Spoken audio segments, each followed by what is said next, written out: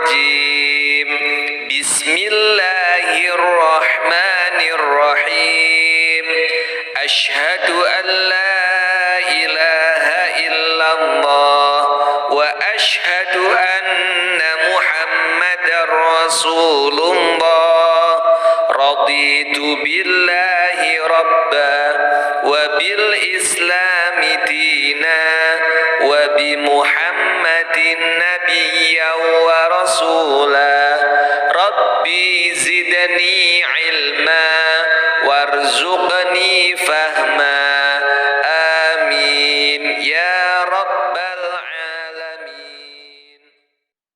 Jangan pernah lupa mendoakan saudara. Tapi saya nggak bisa doakan dia, Pak Ustaz. Kenapa? Hati saya sakit. Sakit kenapa? Dia baru beli mobil. Terus kalau mobilnya second nggak terlalu sakit. Ini baru, Pak Ustaz. Dan tadi ketika ketemu di depan komplek, dia tidak buka kaca, dia klakson 2 kali. Teng teng. Maka saat hatimu sakit, kau sedang kena penyakit hasad. Iyyakum wal hasada. Takutlah engkau penyakit hasad. Fa innal hasada ya'kulul hasanat.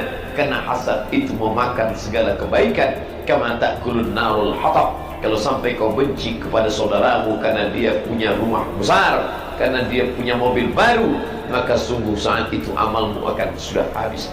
Maka cara melawannya adalah saat di waktu malam doakan dia. Makanya orang sombong tidak akan masuk surga. La yadkhulul jannah, tak masuk surga. Man kana fi qalbihi, siapa yang dalam hatinya mithqala habatin min khardalin min kibrin, ada sombong sebesar biji sawi.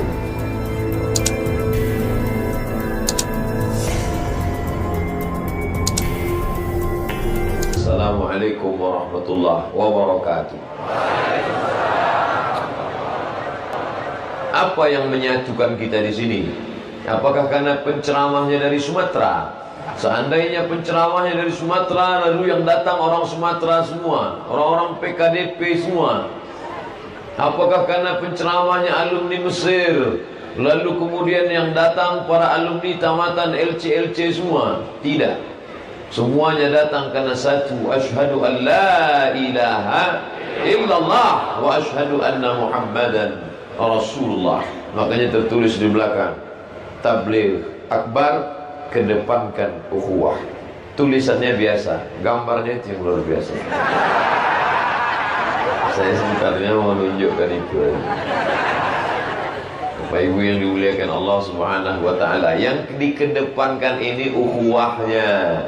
Ukhuwah itu apa, Pak Ustaz? Diambil dari kata akhun, saudaraku, akhi. Ya akhi Abdul Somad, saya ini saudara Bapak. Bahasa Indonesianya saudara. Saudara diambil dari kata se, artinya satu. Udara, artinya perut. Ketika saya katakan saudara-saudara, seperut. Kalau bahasa PKDP-nya saparui.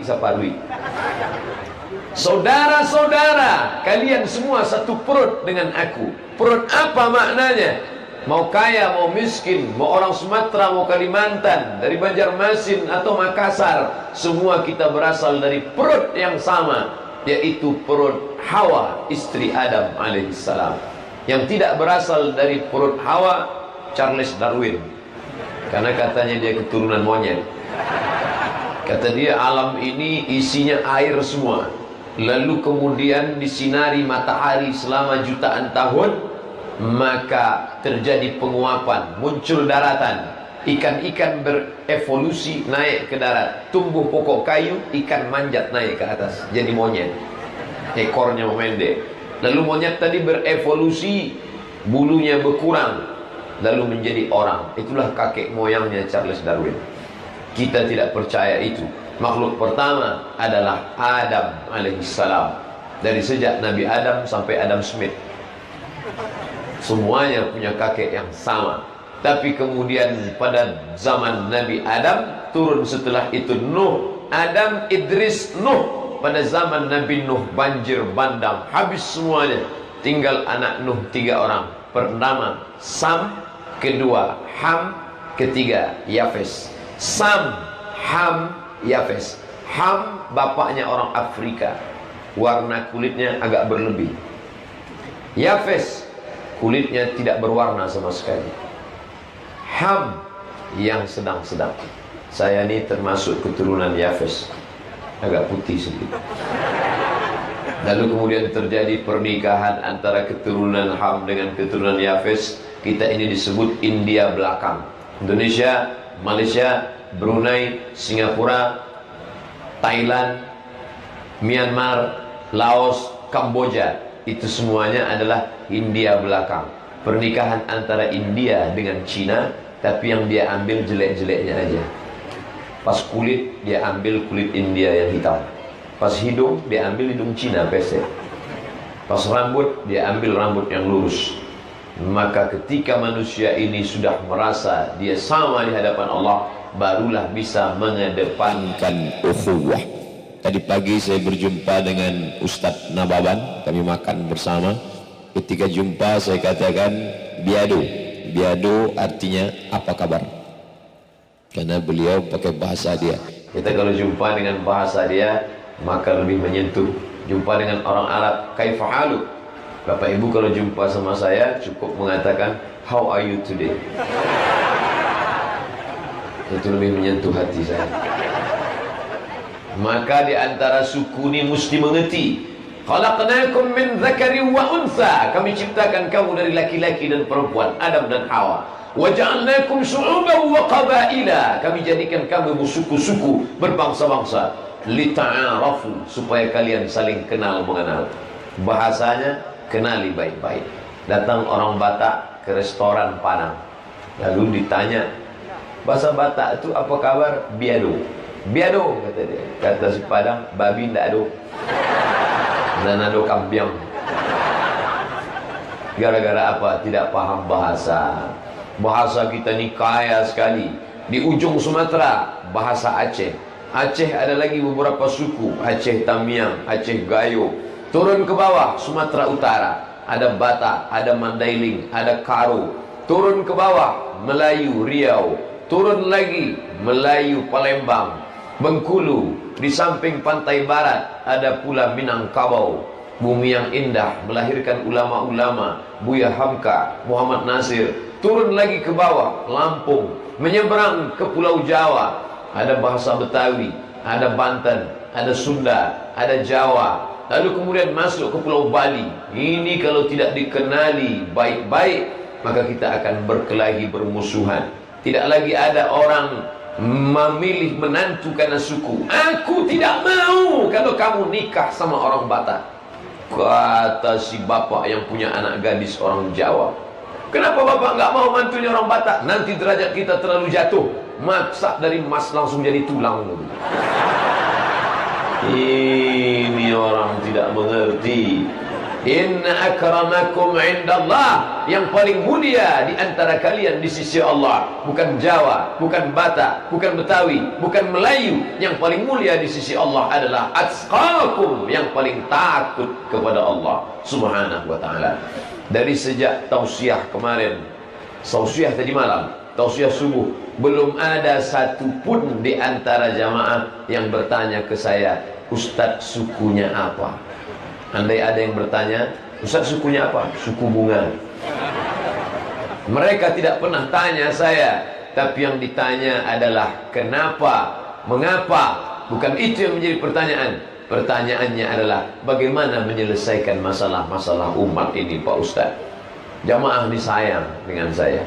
Sampai-sampai mereka mendoakan, Ustaz, kami doakan Ustaz supaya sehat. Di setiap majelis selalu mendoakan supaya Ustaz sehat, supaya Ustaz sehat. Nampak betul wajah saya sakit, tapi ini doa baik luar biasa. Banyak orang bertanya ke saya, Ustaz pergi ke sana, pergi kemari, ceramah, tausiah, tanya jawab, suplemennya apa sih? Enggak ada, saya bilang. Saya makan yang biasa, minum yang biasa. Paling-paling teh telur pakai pinang muda. Tapi intinya adalah bahwa ada doa di sana.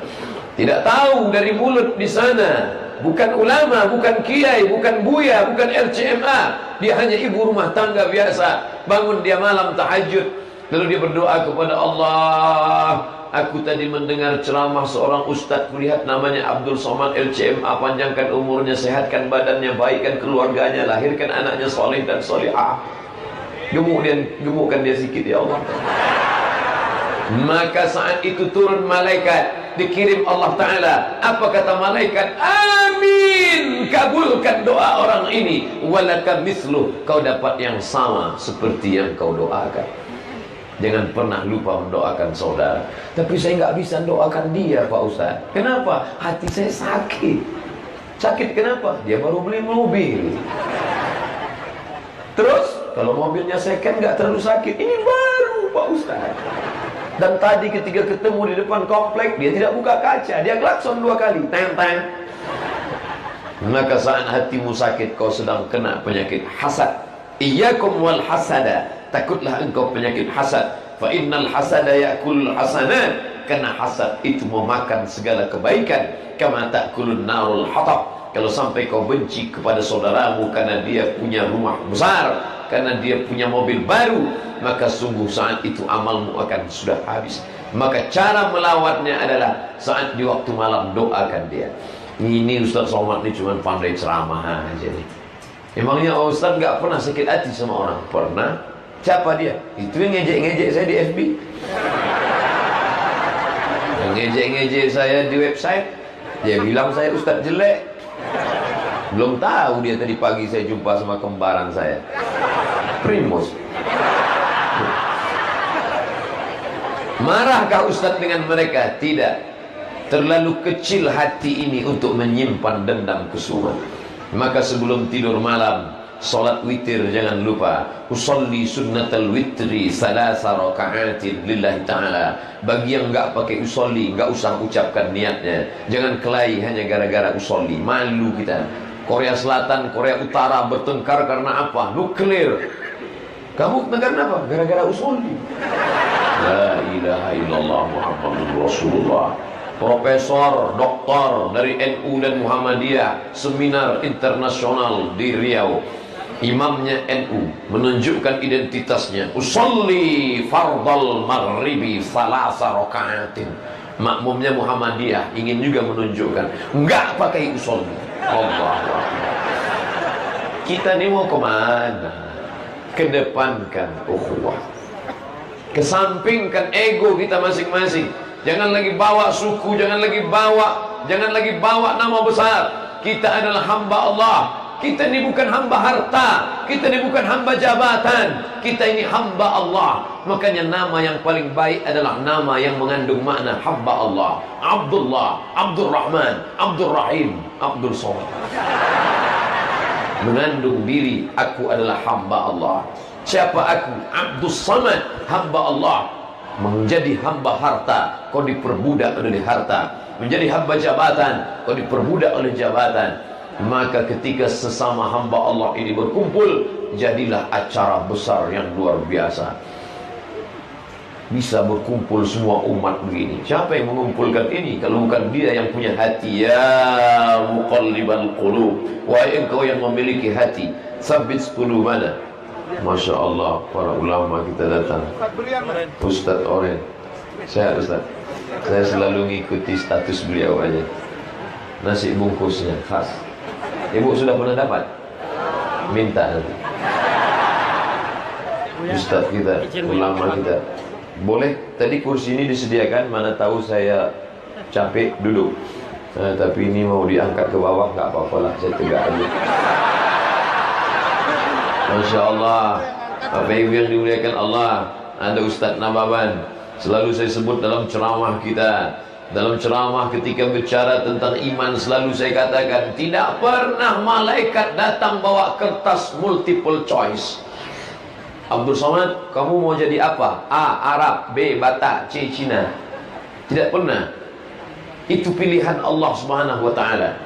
Inna ahadakum yujma'u khalquhu fi batni ummihi 40 yawman nutfah, 40 hari dalam kandungan ibu dalam bentuk sperma. Thumma yakunu 'alaqatan mithla dhalik, 40 hari dalam bentuk darah. Thumma yakunu mudghatan mithla dhalik, 40 hari dalam bentuk daging. Air 40 hari, darah 40 hari, daging 40 hari. Setelah 120 hari, thumma yursalul malaku, lalu datang malaikat membawa roh masuk ke dalam rahim ibu kita. Jangan bayangkan malaikat roh Abdul Somad masuk ke perut mak saya, itu dibawa oleh malaikat. Jangan bayangkan roh itu gentayangan mau masuk kemana ya. Tidak ada itu dalam Islam, datang tak dijemput, pulang tak diantar. Itu hantu jelangkung. Sedangkan manusia, dia dipilihkan. Kebetulan saya masuk ke dalam rahim perut orang Melayu, maka saya jadi orang Melayu. Nak kemana? Apa kabar? Sehat ke? Kebetulan masuk ke dalam perut orang Minangkabau, Ustadz Oren. Maka begitu lahir, dia pun bahasa Minang. Ba'aka bawa angkini, lain sehat. Masuk ke dalam perut orang Tapanuli Utara, Biado, anak kita sesudahnya. Oh, lo masuk. Tergantung kita ke perut mana orang masuk. Bersyukur pada Allah, masuk ke dalam perut orang yang bertauhid. Bayangkan seandainya kita ditiupkan masuk ke perut orang Australia. Memang ganteng, mata biru, rambut pirang, kulit putih, tapi tak pernah diazankan telinga kita. Sejelek-jeleknya saya, ayah saya membisikkan ke telinga saya waktu saya lahir, Allahu Akbar, Allahu Akbar. Tapi kalau nasib kurang baik, dapat orang tua bule, yang laki-laki paling. Begitu anak laki, itu yang dia bisikkan. Apa kata dia? Wow, amazing, welcome to the world. Tapi setelah bersyahadat di hadapan Allah, semuanya sama. Tak pernah kita menyepelekan orang. Saya diundang ke acara Mu'allaf Center. Ketika mau buka puasa, kalian jangan pernah merasa diri kalian lebih hina, lebih rendah. Aku sudah tua, dosaku banyak. Engkau masih kecil, nak, dosaku belum ada. Tapi kami sudah tua, Pak Ustaz. Kalian tidak ada dosa sama sekali. Catatan amal kalian diulangi dari nol. Tak pernah kita ejek mu'allaf, diulang dari nol. Di dunia ini yang diulang dari nol dua, mu'allaf dan pegawai Pertamina. Ulang dari nol ya Pak. Lain daripada itu catatan kita. Makanya yang membuat kita ini merasa ego, merasa bangga, merasa sombong apa? Merasa diri lebih besar, merasa diri lebih hebat, merasa diri lebih kuasa. Maka dikesampingkan itu semua. Tadi kita masuk ke dalam masjid. Masjid diambil dari ketiga huruf, sajadah, sujud. Padahal kita lebih lama tegak. Mestinya ini tidak disebut masjid, tapi maqam, tempat tegak. Tapi tadi kita lebih lama duduk. Mestinya ini tidak disebut majlis, tidak disebut masjid, tapi majlis dari kata jalasa, duduk. Tidak disebut tempat tegak, tidak disebut tempat duduk, tapi disebut tempat sujud. Kenapa? Karena siapapun yang masuk ke dalam, dia bersimpuh sujud. 7 anggota tubuhnya dia tempelkan ke lantai. 2 tapak kaki, 2 ujung lutut, 2 telapak tangan, 1 kening ke lantai. Andai masuk gubernur DKI, andai masuk bupati wali kota, andai masuk gubernur Banten ke dalam, dia tidak mau menempelkan keningnya ke lantai, dia tempelkan ke dinding. Tidak sah solatnya, batal sujudnya. Sujud rukun solat yang 13, maka batal solatnya. Iblis keluar dari sorga bukan karena dia memakai narkoba. Apa pernah Bapak Ibu baca ayat Iblis keluar dari sorga karena pakai sabu-sabu? Iblis keluar dari sorga bukan karena dia menyembah Lata, Uzza, Manan, Hubal, Jibti, Tauhud, Naham. Iblis keluar dari sorga sebabnya karena satu, ego, sombong. Allah bertanya kepada Iblis. Allah bertanya bukan karena Allah tidak tahu, Allah maha tahu, tapi Allah ingin kasih tahu bagi siapa yang tak tahu dan tak mau tahu. Ma mana'aka alla tasjuda li Adam idh amartu. Kenapa engkau tidak mau sujud kepada Adam ketika aku suruh kamu bersujud? Apa kata Iblis? Khalaqtani min nar, aku kau ciptakan dari api. Wa khalaqtahu min tin, dia kau ciptakan dari tanah. Aku api, warnanya merah menyala, naik ke atas, semua suka. Sedangkan dia tanah, warnanya hitam, letaknya di bawah, bau busuk. Ana khairum minhu, I am better than him. Aku lebih mulia daripada dia. Apa kata Allah? Ukhruj, keluar engkau dari surga. Malaka an tatakabbara fiha, kau tak layak hidup dalam surga. Ukhruj innaka minas saghirin, keluar dari surga, kau kecil, tak ada apa-apanya. Makanya orang sombong tidak akan masuk surga. La yadkhulul jannah, tak masuk surga. Man kana fi qalbihi, siapa yang dalam hatinya mithqala habatin min khardalin min kibrin, ada sombong sebesar biji sawi. Malam ini saya ditunjukkan ustadz kita, ulama kita, kiai kita yang rendah-rendah hati. Saya selama ini melihat Ustadz Nababan itu di TV, di internet. Beliau ceramahnya ke Amerika, ke Washington. Teman-temannya duta besar Sudan, duta besar Saudi Arabia. Tapi malam ini mau duduk sama rendah, tegak sama tinggi. Andailah sombong, mana mau dia datang? Siapa yang ceramah di masjid itu? Ustadz Abdul Somad, Ustadz kecil. Tapi mereka datang malam ini. Ada Ustadz Oren. Saya tahu Ustadz Oren karena melihatnya di FB, status-statusnya. Melihatnya karena mudah saja, tak nampak pun wajahnya, dari bajunya langsung ingat. Kita lihat bagaimana beliau ceramah ke Hong Kong, ke Taiwan. Hai, sudah sampai di Taiwan nih. Tapi hari ini kita berjumpa langsung. Apa yang membuat mereka ini datang? Satu saja, karena yang berceramah ini saudaraku, akhi fillah. Yang dikedepankan adalah kedepankan ukhuwah, kesampingkan ego. Islam harus bersatu. Allahu Akbar. Imamnya satu, kiblatnya satu, Allahnya satu, bahasa yang dipakai satu. Tapi umat ini terpecah belah. Siapa yang memecah belahnya? Tak perlu mencari kambing hitam, karena kita tidak lagi dekat hari raya kurban. Yang kita cari adalah kelemahan diri kita. Imam Syafi'i seumur hidup solat subuh pakai kunut. Imam Ahmad bin Hambali tidak pakai kunut. Tapi mereka tetap berkawan, bersahabat. Tidak pernah mereka permasalahkan kunut subuh. Lihat dalam kitab Manaqib Imam Syafi'i. Apa kata Imam Ahmad bin Imam Hambali, pendiri mazhab Hambali, meninggal di kota Baghdad tahun 241. Da'autu lisyafi'i fi salati 40 sanah. Aku mendoakan Syafi'i dalam solatku 40 tahun. Imam Hambali yang tidak berkunut mendoakan Syafi'i yang berkunut dalam solatnya selama 40 tahun. Apa bunyi doanya? Rabbighfirli wali walidayya wali Muhammad bin Idris Asy-Syafi'i. Ya Allah, ampunkan aku, ampunkan dosaku, ampunkan dosa Imam Syafi'i. Saya tidak minta Bapak Ibu doakan saya 40 kali. 4 kali saja jadilah. Subuh, zuhur, asar, maghrib, isya. Itu sudah 5 Pak Ustaz, bonus 1. Mesti dalam sholat, enggak di luar sholat. Saya berdoa enggak pandai bahasa Arab Pak Ustaz. Gimana ini? Doa yang bahasa Arab cuma 4 aja. A'udzubillahi minasyaitonirrajim. Bismillahirrahmanirrahim. Alhamdulillahi rabbil alamin. Wassalatu wassalam. A'udzubillah, bismillah, alhamdulillah, salawat. Cukup. Sisanya pakai bahasa Indonesia. Ya Allah, anakku sedang kuliah di Jakarta, jauhkan dia dari narkoba, jangan sampai dia berzina, jangan sampai dia pacaran, jangan sampai dia kena hipnotis, tiba-tiba dia ngambil uang di ATM, tiba-tiba ada menepuk bahunya, tatap mata saya, tatap mata saya.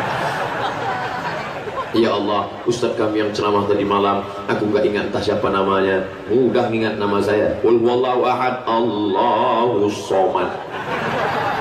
Doakan Ustadz kita. Ya Allah, Ustadz kami Ustadz Nawaban. Ya Allah, Ustadz kami Ustadz Oren. Ya Allah, ada Ustadz-Ustadz yang lain aku pun tak tahu namanya, nanti habis ini baru kami kenalan. Ya Allah, hanya saja kalau doa itu sifatnya pribadi, jangan terlalu kuat. Nanti di pejabat ini sekali tunjuk jadi.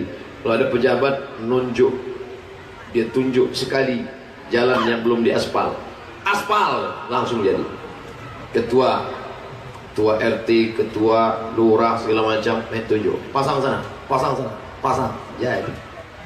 Tapi ada di sana anak-anak muda kita, mana dia? Nih, jari tempat cincin.